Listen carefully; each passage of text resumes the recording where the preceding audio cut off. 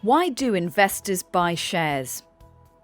Dividend income and capital growth are the two major reasons, but to get the full picture, you also need to factor in diversification, inflation, and also your emotions. Imagine you've chosen to invest €1,000 into Natural Power Partners, a Dutch energy company. NPP is profitable, but the shareholders aren't happy. Some want the company to give all its profits in dividends, while others want the company to retain all its profits. These two groups have different investment objectives. Investors who prefer the cash now are called income investors or value investors. They want a steady flow of dividends. Cash in their pocket is more important than a promise of cash in the future. The second group are growth investors. Their perspective is different. They hope to get a capital gain for holding their shares for a long time. Their incentive is the possibility of a large lump sum in the future. Value companies are chosen because they normally make a dividend payment to shareholders once or twice a year. You may remember that we looked at dividends in the first equities module. It can be hard for a value company to grow. Its products may be mature.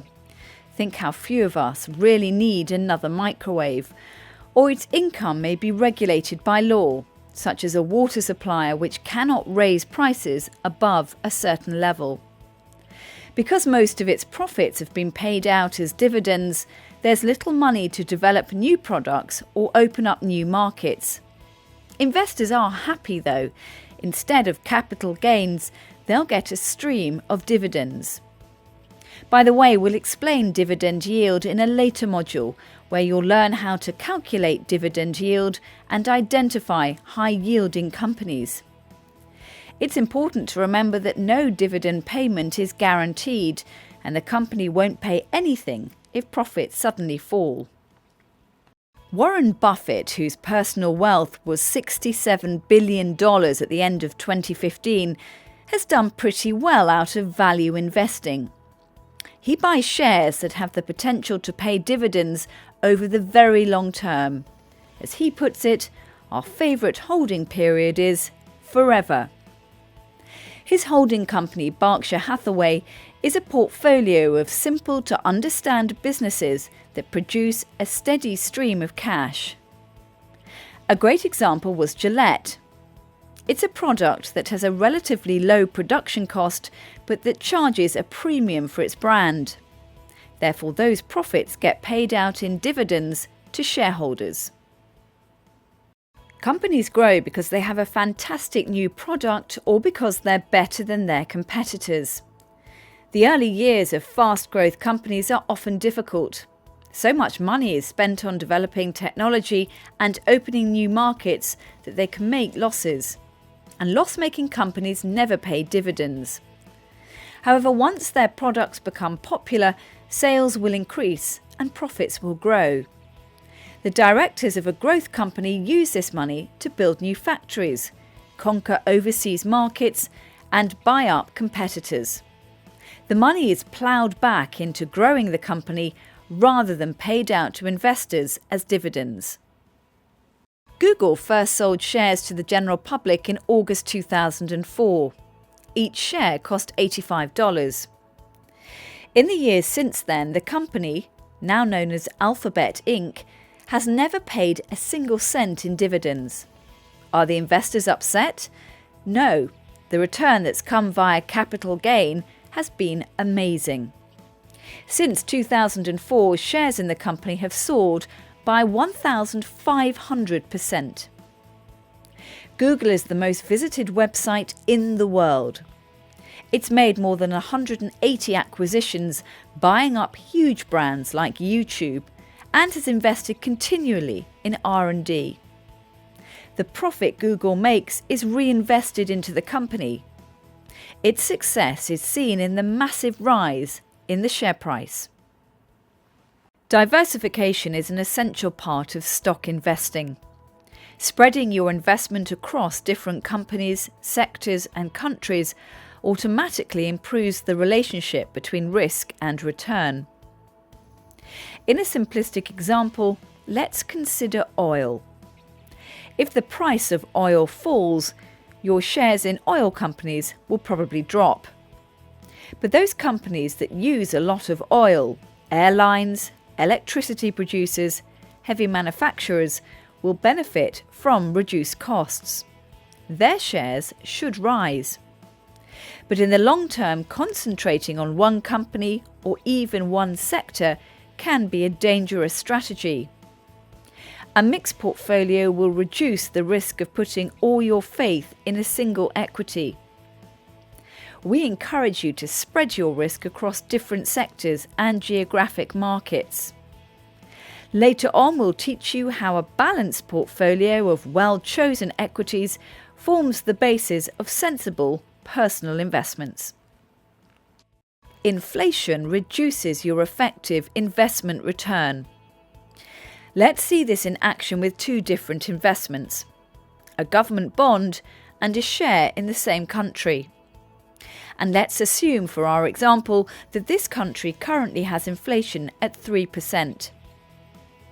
The average rate of return quoted is the nominal rate. This is sometimes referred to as the headline rate. But the real rate of return is the nominal rate less inflation. And it's the real rate of return that is of most importance as you seek to grow your funds. The government bond pays investors 4% nominal. That sounds good for a risk-free investment, but with inflation running at 3%, the real return is only 1%. The share gives, on average, a nominal rate of return of 8%. Again, inflation takes 3% of this, which leaves a real rate of return of just 5%. Inflation takes a bigger chunk of return from a low-yielding investment than it does for higher-yielding possibilities. You can appreciate why investors seek investments with higher returns during times of high inflation. Shares are popular even if they are more volatile. Their higher nominal returns mean that inflation eats up less of the money you make. Some people choose steady income over capital gain. Others aim for potentially large gains instead of regular flows of money. Why? Well, there are many complex reasons, but let's look at a couple of simple examples. People who choose income shares could be older investors and therefore less inclined towards risk. For example, pensioners or those heading towards retirement who are largely reliant on their savings might need investments that produce income. No one likes to lose money, but retired people are especially vulnerable to losing their capital. They need investments that produce enough money for them to live well. And therefore, preserving capital is more important than the chance of making gains. On the other hand, investors who buy shares for capital gains are normally more comfortable with risk. They know that to capture the upside, they have to be able to cope with volatility and short-term losses. It's clear that there are multiple reasons that shape people's investment decisions, and these examples only scratch the surface. So what about you? What are your reasons for investing? Before you start selecting companies, be clear why you're investing. What are you investing for? There's a huge difference between trying to make a short-term profit to pay for your immediate financial requirements and investing for your children's education. Clearly, these are very broad examples and not intended to shape your investment strategy, but they highlight the need for you to really consider your investment strategy and what you're investing for. Dividend income and capital growth are the two major reasons investors buy shares. These two groups have different investment objectives. Investors who prefer the cash now are called income investors or value investors. They want a steady flow of dividends.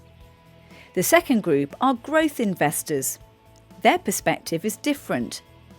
They hope to get a capital gain for holding their shares for a long time. Value companies are chosen because they normally make a dividend payment to shareholders once or twice a year. It can be hard for a value company to grow, as its products may be mature and most of its profits have been paid out as dividends. With growth companies, money is often spent on developing technology and opening new markets, so they can make losses. However, once profits are made, the money is ploughed back into growing the company rather than paid out to investors as dividends. Diversification is an essential part of stock investing. Spreading your investment across different companies, sectors and countries automatically improves the relationship between risk and return. The average rate of return quoted is the nominal rate. This is sometimes referred to as the headline rate, but the real rate of return is the nominal rate less inflation. Before you start, consider your reasons for investing. What are your timeframes, your goals, and your appetite to risk?